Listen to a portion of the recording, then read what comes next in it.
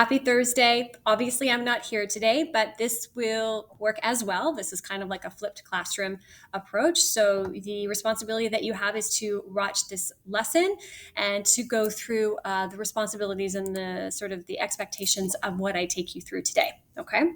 So, for our class today, you are responsible for coming into our Brightspace classroom and checking out the weekly agenda. When you open the weekly agenda, you'll drop down right to Thursday's class. If you scroll down, you'll see that linked in Thursday's class is a lesson on product differentiation. When you open this up, okay, it'll take you to this slide deck. Okay, your responsibility for today's class is to go through the slide deck and to take notes on the slide deck and watch any of the videos, etc. So I'm going to just walk you through it, okay, as we would normally go through in class, and I'll just add some value to that as well, okay?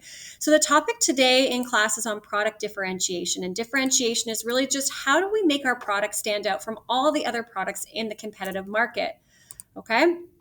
So the idea here is that because of online shopping today and just the massive consumer market that exists, as we've talked about many times in class, there are so many products in the market. If you come up with something that's creative and new, and it's successful, there's going to be other companies that create something very similar to yours very, very quickly. So how do you continue to stand out? Product differentiation is the process of distinguishing a product or service from the other. So making your product stand out, making it unique in some way.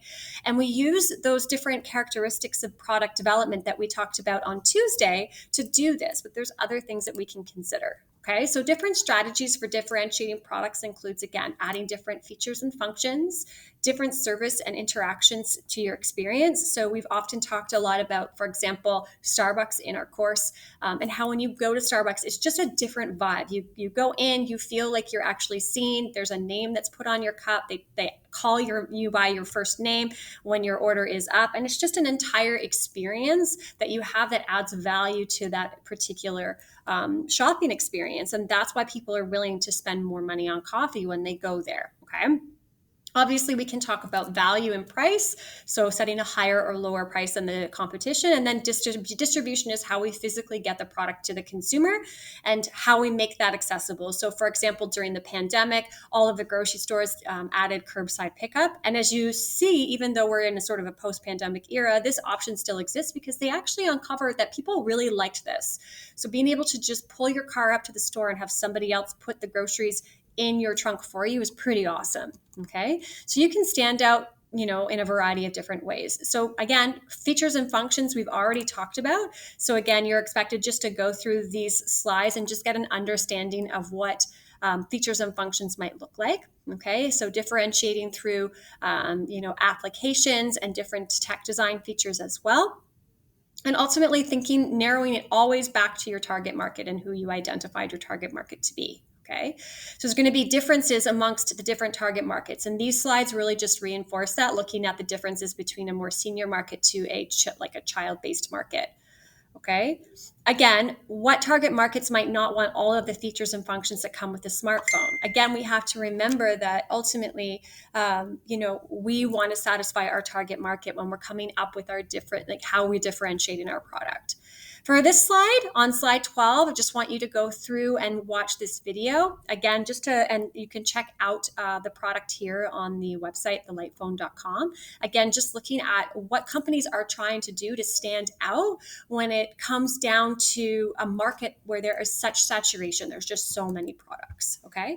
This one here is another video. Again, I just want you to take a look at the different examples of how companies are coming up with strategies to differentiate their product offering.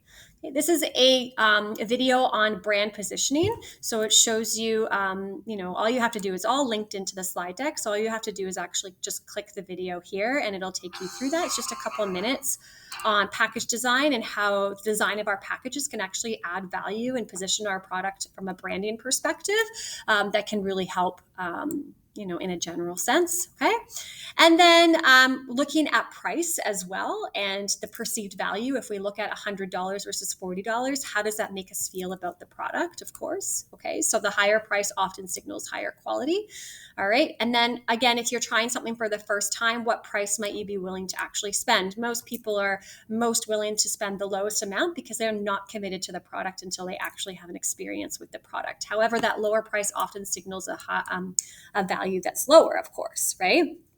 So ultimately, what price seems like the best compromise between cost and quality? Of course, somewhere in the middle.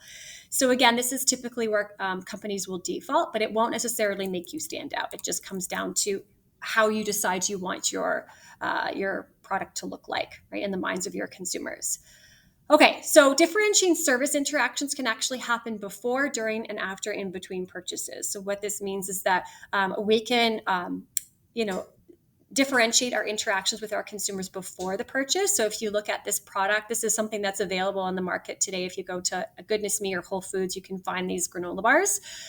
They're really like simple ingredients. And as you can see, what they've done here is they've made their ingredients first and foremost at the front of consumers' minds, right on the packaging. And they differentiated it by using different colors as well as it pertains to the ingredients and the flavors that you're consuming. Differentiating during the service experience, an example here of going to a barber and having a hot cloth put on. So again, having your barber experience be something that's more luxurious. And then after, of course, differentiating that sort of surprise and delight can happen afterwards. So this is like a Yum Box example where you don't know what you're going to get, but you subscribe and every month you get a box delivered to you and inside are all kinds of different surprises. Okay. So again, there's lots of different examples and ways that really marketers and product creators design and come up with in order to stand out from the competition. Okay, also differentiating your product or service interaction can happen in between purchases. So I know we've talked about PC Optimum in this course. This is an amazing tool that frequent shoppers of Loblaw's products will use. And in between purchases, you'll get notifications every week for what's on sale and the different deals that you'll get sent directly to your app. Okay. We talked about this too, differentiating distribution. How do we actually get the product to the consumer? And there's different ways that we can do this, using the Drake example of the concert versus like listening to him on a television program or buying his t-shirts or things like that. Okay. And then also making sure that another way that you can differentiate distribution, making sure that the consumer gets your product is having exclusivity contracts, meaning that, Coca-Cola is only bought and sold at McDonald's as an example versus Pepsi, which is bought and sold at, say, KFC. That's why you can't buy Coca-Cola at KFC. You can only buy Coca-Cola at McDonald's. These companies have exclusivity contracts. Okay. Again, another video to watch. And this is the way back playback video that you need to watch for your assignment today. Okay, so again, there's about 5 different videos in this lesson, including this one here, the new Coke video, and it's about 11 minutes long. You do have to watch the video. It's an example of something that you'll see on your unit test, but it's also what you're going to use for your assignment today. Okay, so your first steps of your assignment today is to obviously go through this slide deck. I've given you some context. There are 5 different videos for you to watch, including the video today. Okay. When you're done with that, you're going to pop into the classroom. And if my thing will scroll, which it doesn't seem to want to because it's frozen. If you go up to class discussion, so communications discussions, and you scroll down to new Coke and product differentiation. Sorry, visible.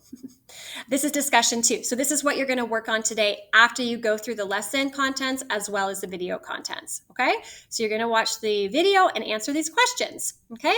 So pretty simple. Go ahead, you make a post, and that's your homework assignment. You have the whole class to do that. So do make an effort. Make sure that you are going through the notes. You are taking notes. You are watching the videos. You are taking notes on the videos.